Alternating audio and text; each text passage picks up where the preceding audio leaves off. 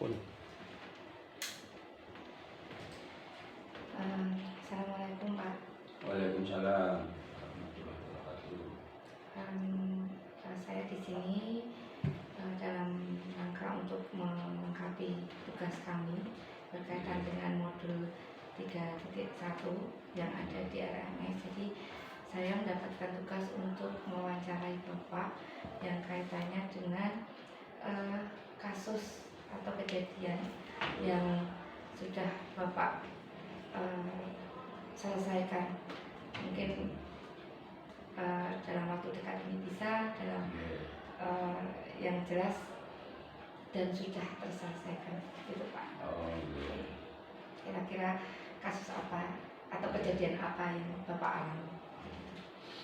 Ya, terima kasih sebelumnya saya sampaikan selamat yang telah mencapai modul 3 ya, semoga nanti cepat lulus. Amin. Jadi ditetapkan jadi guru penggerak. Saya akan di sini baru per tanggal 9 Maret ya. Nah, jadi ketika saya ke sini ya saya observasi mengamati permasalahan apa yang ada di sini. Ya, baik itu melalui observasi langsung wawancara dengan Bapak Ibu guru, kemudian saya wawancara sama anak-anak, itu ada beberapa masalah yang saya temukan ya. Di awal yang terkaitan dengan sarana prasarana itu ya saya amati kok banyak Bapak Ibu guru parkirnya itu di halaman ya, padahal itu kan termasuk ruang sirkulasi. Jadi ruang sirkulasi itu harus bebas hambatan ya. Sementara kita punya tempat parkir di belakang itu kosong, tidak terpakai. Nah, setelah saya cari informasi penyebabnya apa, kemudian dari mengajar beberapa Bapak Ibu guru itu ternyata akses untuk ke tempat parkir belakang itu berbahaya, artinya terlalu curam gitu ya, baik itu dari barat maupun dari timur itu terlalu curam. Nah, terlalu curam karena kan tinggi ya, dari ke tempat parkir itu agak ke bawah gitu. Nah, kemudian kenapa dari dulu nggak diselesaikan. Nah, itu dugaan saya, pengamatannya itu kan dulu itu hanya melihat dari satu sisi, jadi membuat pelorotan bahasa Jawanya itu kan ke arah selatan. Nah, sementara kalau ke arah selatan itu cuman jaraknya tidak memungkinkan untuk landai karena di sana sudah ada taman. Nah, akhirnya saya amati, oh ini satu-satunya yang bisa dibuat itu lantainya didatarkan dulu ke selatan 2,5 meter. Nah, kemudian aksesnya ke tempat parkir itu dibuat ke kanan dan ke kiri ya, sehingga kelandaiannya itu, kemiringan itu bisa memungkinkan sepeda motor Bapak Ibu guru itu masuk ya. Kalau langsung ke selatan seperti itu kan tingkat kemiringannya itu hampir 90 derajat kan nggak mungkin. Nah, dan itu sudah saya buatkan ya, ini sedang dalam proses kanan kiri. Nah, namun setelah itu proses itu berjalan dan kemungkinan nanti akses itu bisa, ternyata muncul lagi permasalahan. Kemarin Bapak Ibu ada yang ya, sempat, Pak, kalau di belakang itu ya meskipun aksesnya gampang itu tingkat keamanannya Pak, kan di sana Bapak Ibu guru tidak bisa memantau kan. Kadang sering anak-anak itu ya bermain-main dengan sepeda motor Bapak Ibu guru, ada yang spionnya diputar, ada yang lain-lain, itu nanti kemungkinan rusak. Nah, terus saya tanya itu, lah kira-kira solusinya apa? Saya memang sengaja mancing. Ya, Pak, sana nggak apa-apa, tapi kalau ditambah CCTV, oh ya saya sanggupi. Jadi nanti di sebelah barat sama timur dipasangi CCTV ya, sehingga nanti sana sekaligus dikasih tulisan biar anak-anak tahu kalau wilayah ini diawasi CCTV. Itu yang dari segi sarana prasarana. Kemudian yang kedua, sudah banyak ya. Yang kedua ini dari ini dulu dari segi kepegawaian ya, dari manajemen kepegawaian. Jadi wajar ya ketika seorang pimpinan baru itu banyak ya ada beberapa karyawan atau pegawai yang ya berkomunikasi, memberikan masukan dan lain-lain. Ya. Namun sebatas informasi semua itu saya tampung. Namun ada satu informasi yang sifatnya itu menjadi permasalahan, tapi tidak langsung saya jadikan masalah ya. Saya konfirmasi dulu seperti di bagian tukang belakang itu ya, tukang kebun belakang itu ketika orang itu ada yang menyampaikan ini rasa ya bisa dikatakan mungkin iri. Di satu sisi kok itu yang membuat minuman kok siap terus, terus pengennya itu digilir. Kenapa kok digilir? Nah katanya itu membuat minuman itu kan satu minuman kan dihargai 2.000. Nah, sementara kalau dia terus kan nanti ya keuntungannya tidak bisa untuk yang lain, nantinya pemerataan. Itu saya tampung. Oke, itu kalau laporan seperti itu masuk akal ya untuk pemerataan. Tapi kemudian setelah saya dalami, saya panggil bendahara, katanya benarkah itu minuman itu dibayar 2.000? Ternyata tidak. Jadi bendahara itu saya cek pengeluarannya itu untuk minuman itu ternyata si Pak Herman ya, itu hanya dibayar 650.000 per bulan untuk minuman itu. Nah, dan itu pun enggak terlalu sedikit, enggak Pak, dia sudah mintanya ya segitu, sudah ikhlas dan itu sudah cukup. Berarti informasinya kan berbeda dari yang saya terima tadi. Kemudian saya konfirmasi ada yang bersangkutan ternyata benar. Nah setelah itu tadi yang menyampaikan masukan itu saya panggil. Nah, betul kamu masih mau pengen minuman itu digilir, katanya gitu. Oke Pak, tapi mau nggak kalau bayarannya 650.000 per bulan? Kira-kira mau nggak? Oh ya lebih no Pak, kan 2.000 kali. Nah 2.000 itu dapat informasi dari mana? Gitu. Nah ternyata informasi 2.000 itu nggak valid. Ya, dia hanya katanya. Nah kalau mau 650 digilir, nggak apa-apa, bulan depan ya dengan, bulan berikutnya dengan. Nah akhirnya nggak mau, nggak enak. Ya udah kalau nggak mau itu realisasinya kenyataannya seperti itu. Akhirnya bisa menerima. Nah itu kan akhirnya masalah tersolusikan. Nah, jadi menyelesaikan masalah itu harus dicari akar masalahnya. Ya, akar masalah itu ya harus benar-benar ya dicari melalui ya, konfirmasi ya, melalui itu ya di cross check ya. Jadi tidak asal ini yang lapor ini terus diterima enggak. Terus yang terkait dengan pembelajaran, nah, tahu kan saya kalau datang itu selalu keliling pagi.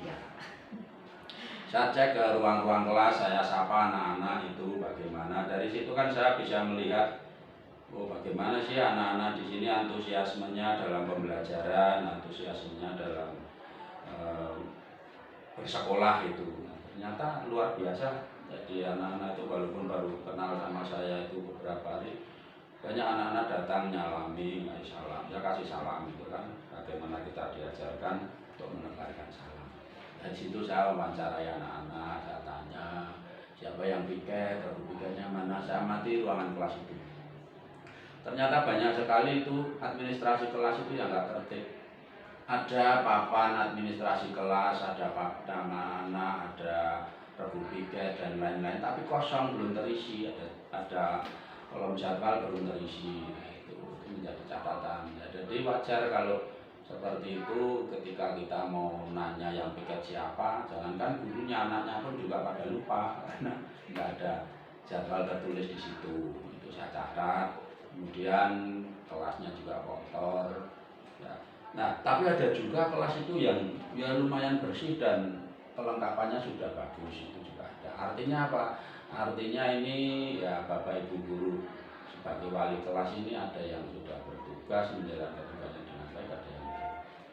Tapi rata-rata saya tanya sebagian besar itu jarang Bapak Ibu wali kelas itu mengontrol ya, paling enggak secara periodik itu setiap pagi mengontrol anak-anak piket itu jarang sekali. Ya. bahkan hampir tidak ada ya, selama ini. Nah otomatis jadi saya tahu permasalahannya. Oh ini administrasi kelas nggak lengkap ya, memang kepedulian wali kelas pada kelas yang diambil itu kurang.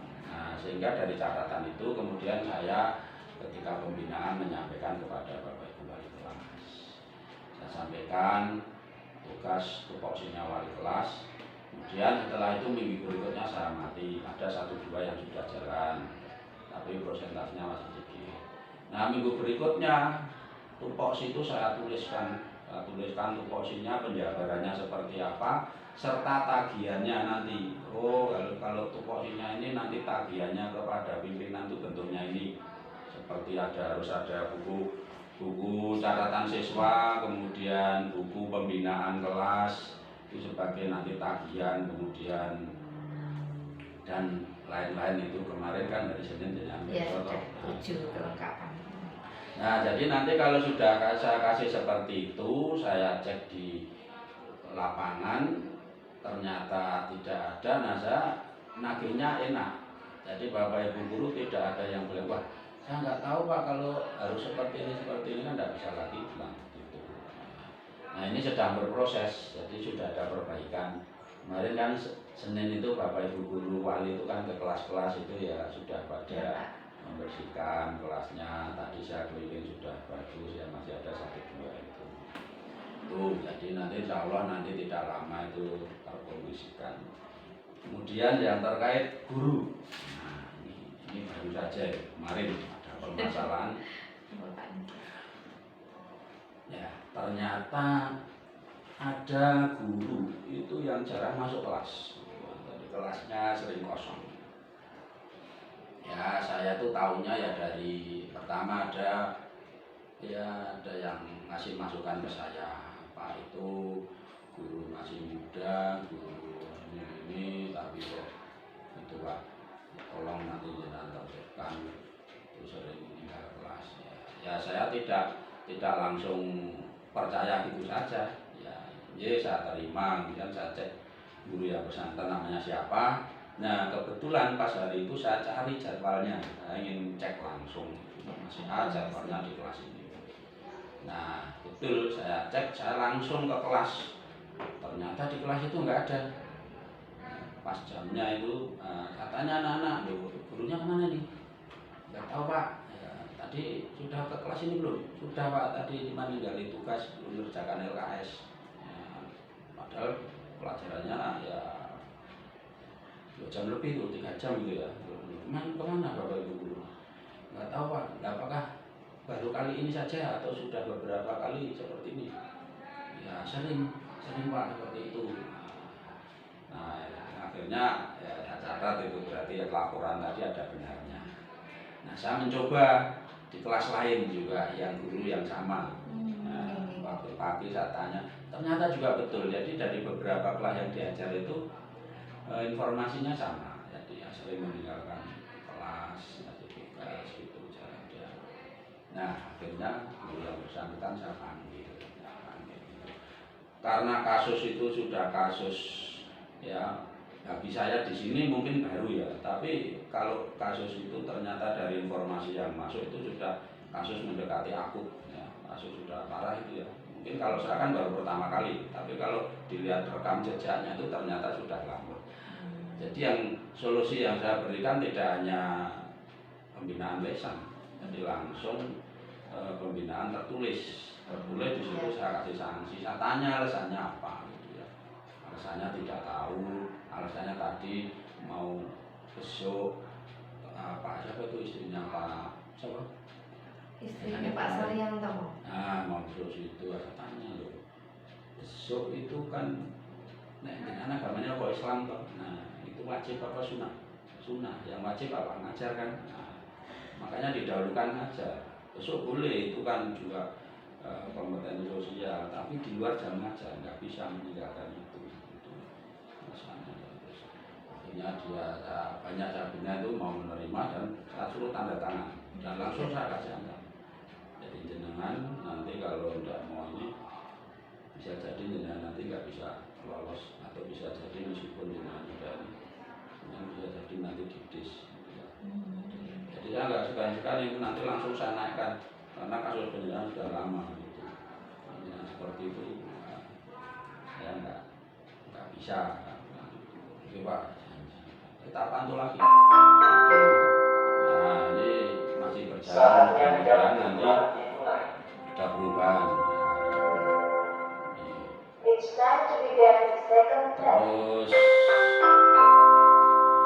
kasus apa lagi yang sifatnya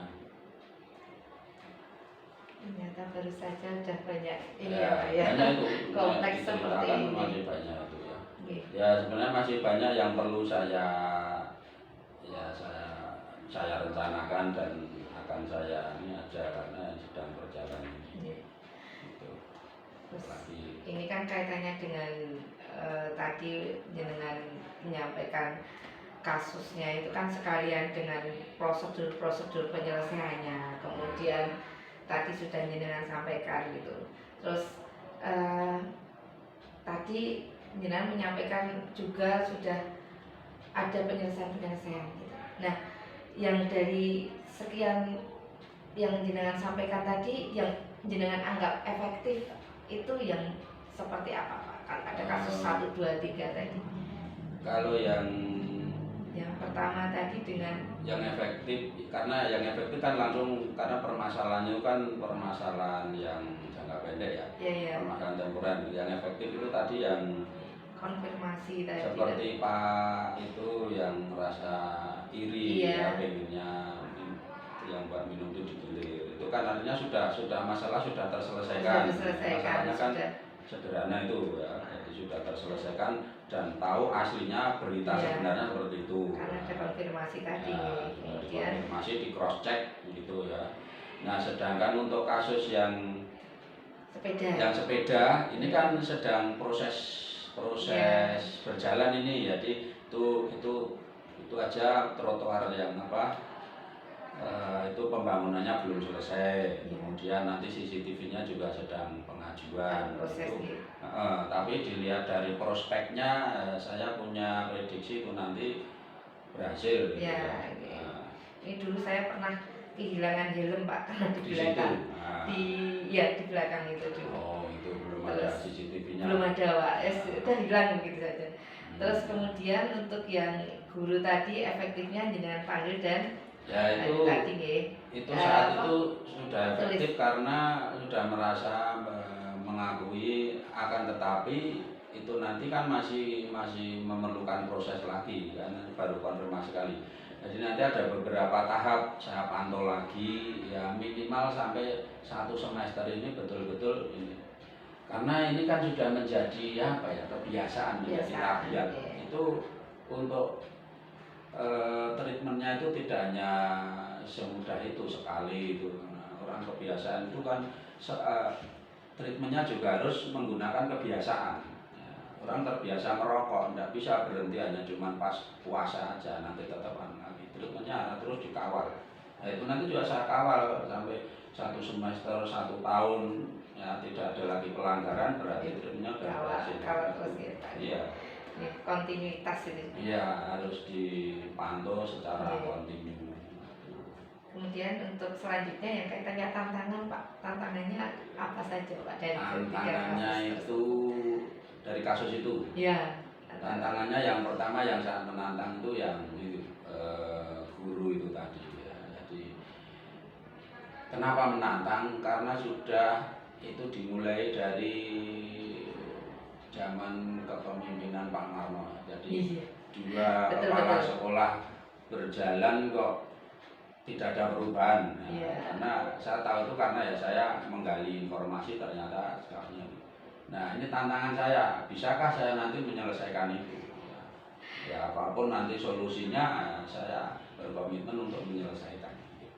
Apakah juga jenengan temukan di sekolah jenengan yang terdahulu Pak kejadian seperti ini?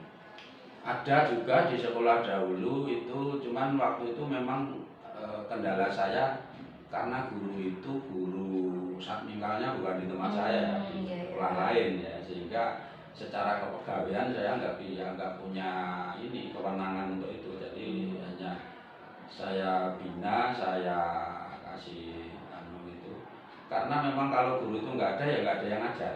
Ya. Sementara mau cari guru nggak ada anggaran untuk membayar. Nah guru itu kan sukarela. Iya. Dulu sifatnya dulu kan sempat satminkalnya di tempat saya karena Iya. jamnya berkurang, dia pindah ke sekolah yang dicari jamnya satminkalnya banyak. Tapi dia berkomitmen janji pokoknya tetap bantu ngajar, tidak dipungut biaya. Nah itu, tapi harapannya dan itu memang di sana juga gitu itu ya, tapi tetap saya. Nah yang di sini itu nanti itu kan kemarin sudah saya motivasi juga, saya mencoba menyadarkan yang bersangkutan bahwa kamu itu masih muda, prospeknya masih jauh, karirnya masih bagus, apa ya mau seperti itu. Iya. Menjaga alma matermu ya. Jadi perilakumu di sini mencerminkan alma matermu, mencerminkan yang membawa kamu masuk sini. Ya, ya nanti kalau nggak ada perubahan, saya nggak bisa bina, ya saya naikkan. Tegas sekali ya Pak. Kemudian ini dalam mengambil keputusan itu biasanya jenengan itu langsung di tempat itu atau mungkin terjadwalkan begitu Pak?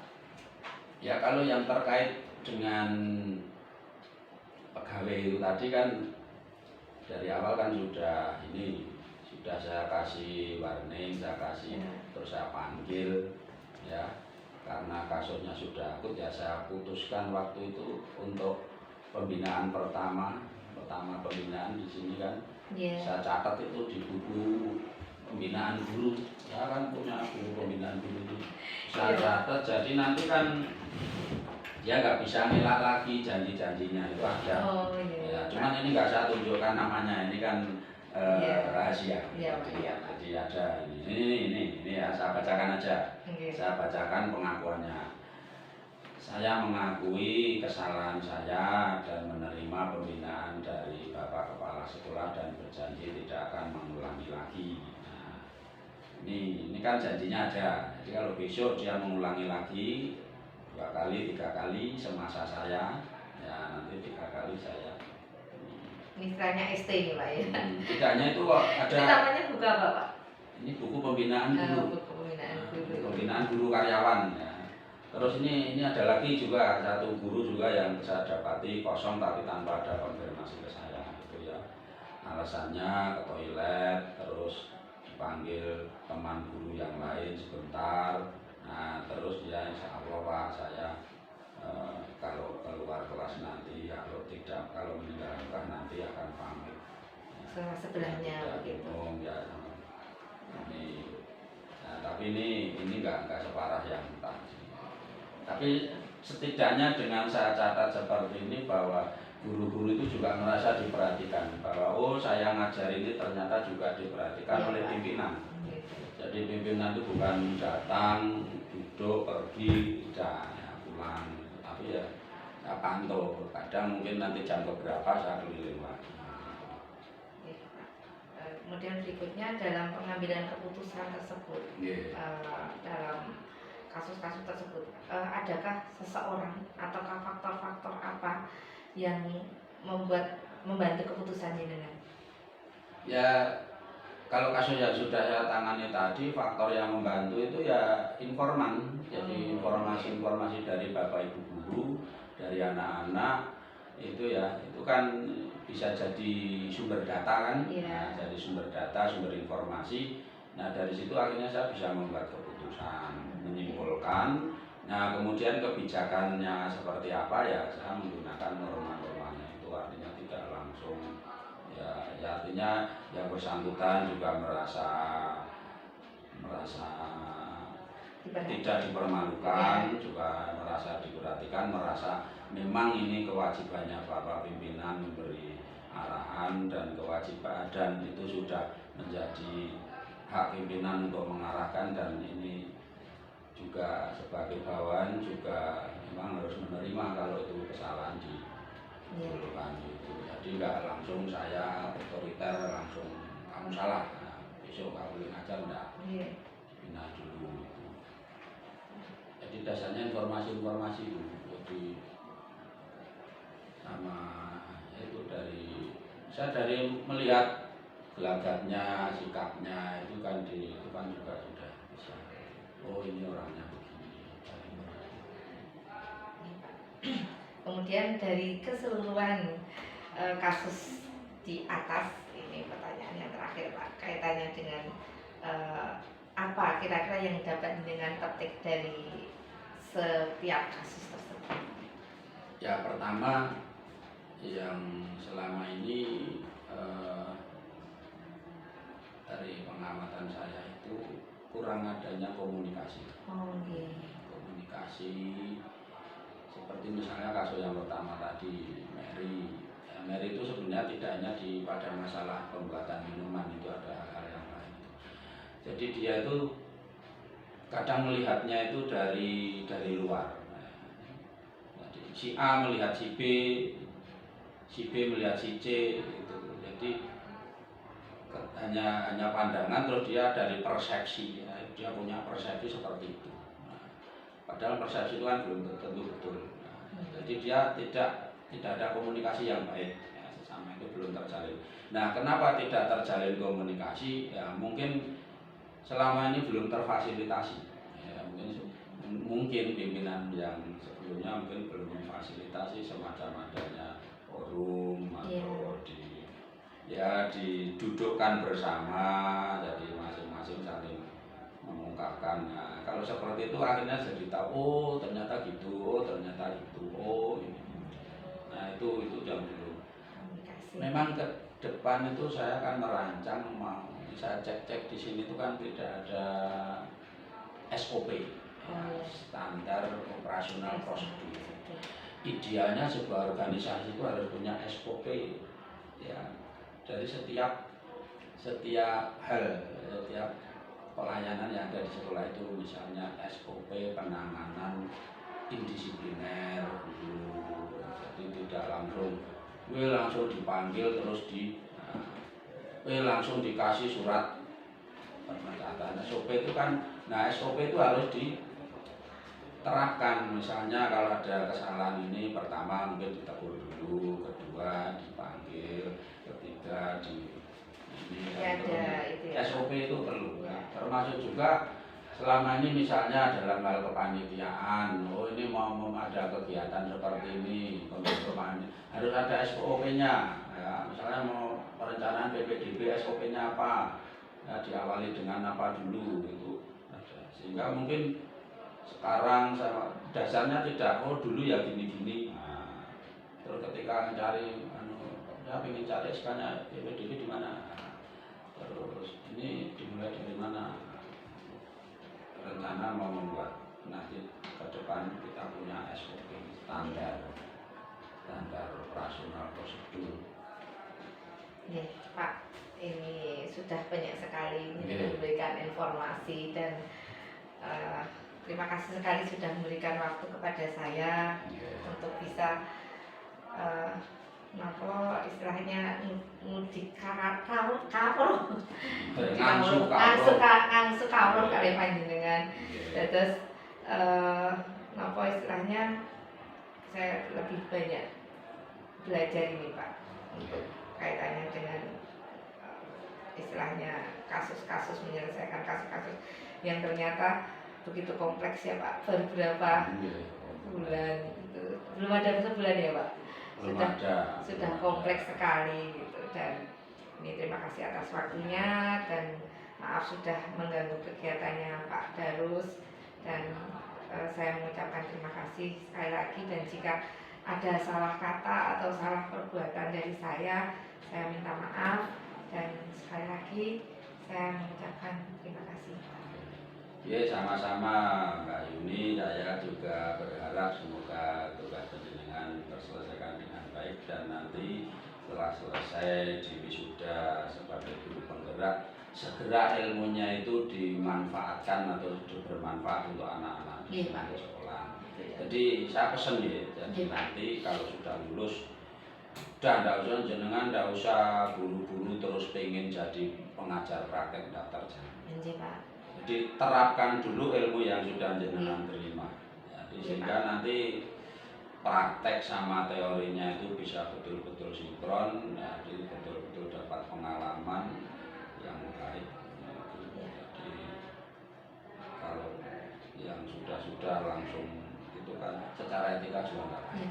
Sekolah sudah ya penjenengan kegiatan ini kan juga ya sedikit banyak juga sudah sekolah, tapi terus setelah itu ditinggal lagi kan kasihan ya, kasihan otomatis mau tidak mau sekolah jadi kosong. Ya, saya menyadari Pak kemarin itu makanya waktu awal-awal mengikuti guru penggerak itu kebetulan jam saya kan siang Pak. Itu sudah sehabis jam, istilahnya setiap kita Zoom itu kan setelah jam 12. Itu karena saya kelas A, jadi setiap jam 12 itu. Dulu waktu pembekalannya juga siang? Siang Pak, jam 12 itu terus. Sedangkan jam saya itu, saya kan 25 jam.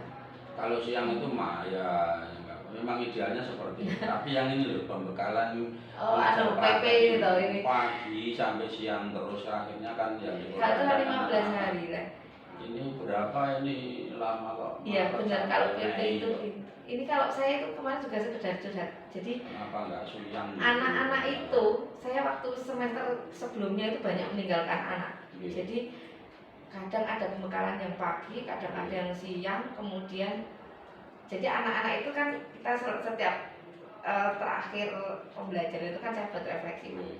Anak-anak itu kalau buat catatan gitu, Bu jangan kosong-kosong lagi. Itu saat itu saya merasa kalau meninggalkan anak itu rasanya itu Pak. Jadi nanti apa? PPK atau ASN atau PNS? Saya PNS Pak. PNS. Iya. Dengan usianya berapa? Saya pelayanan 81, 42. Ya, berarti kan progresnya masih bagus. Sudah nanti kok jangan nebung itu sebagai guru penggerak, terus kemudian diaktifkan sekolah ini. Ya. Nanti kan. Yang penting saya itu belajar Pak. Jadi untuk kemajuan anak itu sama saja. Teman-teman juga ditularkan. Gitu. Tidak apa-apa nanti ada yang teman yang lain pengen didorong biar daftar guru penggerak. Kalau saya sudah mendorong itu sudah luar biasa Pak. Tapi teman-teman itu kadang niatnya dari dalam itu belum. Ya Pak, jenengan nanti kalau saya semakin banyak rekan itu istilahnya kan kita semakin kuat sekolah gitu Pak. Jadi ternyata paradigma dulu itu yang setahu saya, anggapan saya itu sudah benar.